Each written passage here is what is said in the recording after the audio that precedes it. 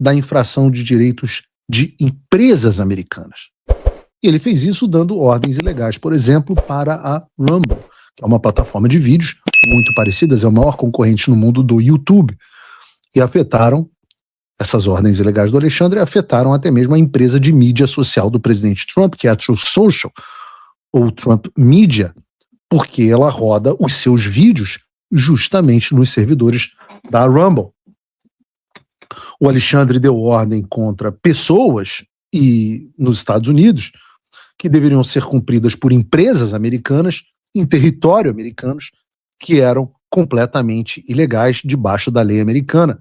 Aliás, ilegais tanto debaixo da lei americana quanto debaixo da lei brasileira. Mas nesse caso, ao contrário do X, que quando recebeu essas ordens e as contestou, foi suspenso no Brasil e acabou arregando para o Alexandre por pressão dos investidores, o Rumble se manteve firme, comprou a briga e processou o Alexandre em uma corte federal no estado da Flórida.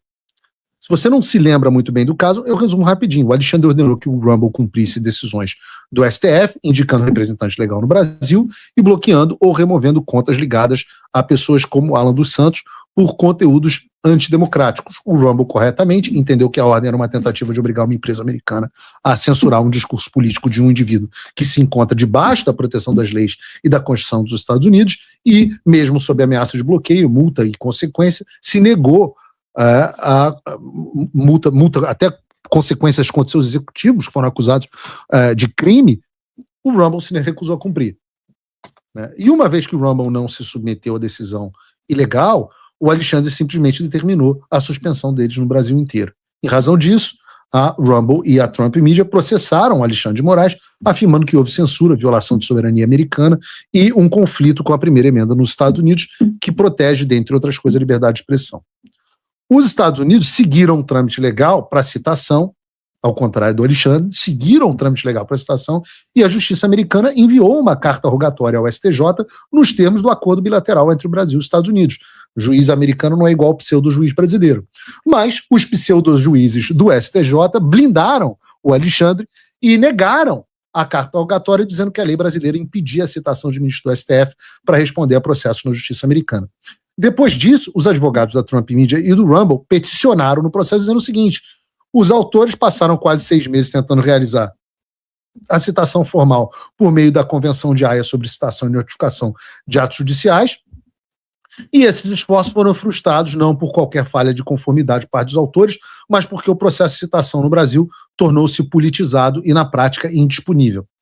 Em vez de executar a citação como um ato meramente administrativo, as autoridades brasileiras adicionaram camadas extras de revisão e solicitaram manifestações do Ministério Público, incluindo o sigilo dos próprios procedimentos de citação e recomendações sigilosas, defendendo que a citação fosse bloqueada em nome da soberania nacional.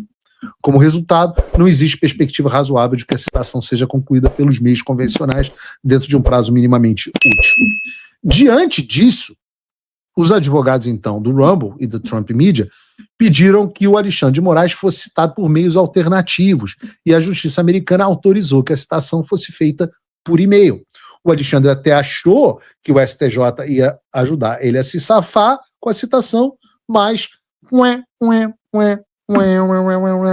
não deu certo.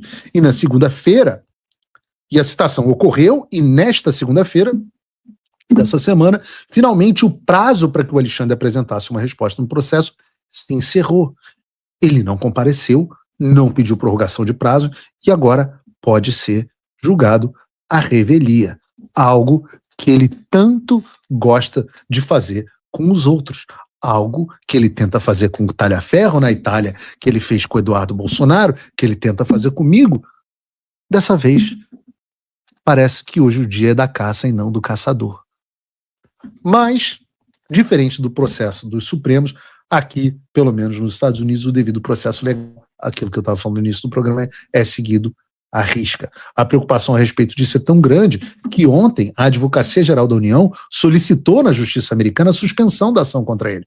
O argumento é que todas as ações do Alexandre foram tomadas no exercício da função de ministro do STF e que, por isso, não poderiam ser analisadas por um tribunal americano. Mas quando você mexe com americanos nos Estados Unidos, esse argumento não vai colar. Vale lembrar também que a invasão de jurisdição praticada pelo Alexandre e essas ações contra as empresas de mídias sociais são citadas explicitamente como fundamento para a imposição de tarifas contra o Brasil, tanto pela declaração da IPA emergencial no ano passado, que foi suspendida por ordem da Suprema Corte, mas permaneceu em vigor, quanto pela seção 301, a famigerada seção 301. Justamente porque censuraram não somente empresas e pessoas no Brasil, mas também empresas e pessoas em território americano. Então, não deixa de ser curioso, a gente vê o que a gente viu no bloco anterior, o Alexandre querendo atribuir a mim e ao Eduardo as tarifas, enquanto os Estados Unidos citam os casos dele para falar sobre as tarifas, tanto as decretadas pela IPA no ano passado, quanto pela seção 301 propostas neste mês. Quem diria, né, Alexandre? Quem diria que violar direitos de americanos daria problema? E não, nós achamos que a tarifa é o pior dos remédios. E boa parte da nossa atuação, e foi assim com o caso da Magnitsky, é para impedir que governos americanos usem esse mecanismo, porque eles acham que estão punindo o Alexandre e acabam punindo o povo brasileiro e punindo eleitoralmente, em certa medida, o próprio Eduardo Bolsonaro, ou o próprio Flávio Bolsonaro, perdão. E até o Eduardo, se o Eduardo fosse candidato.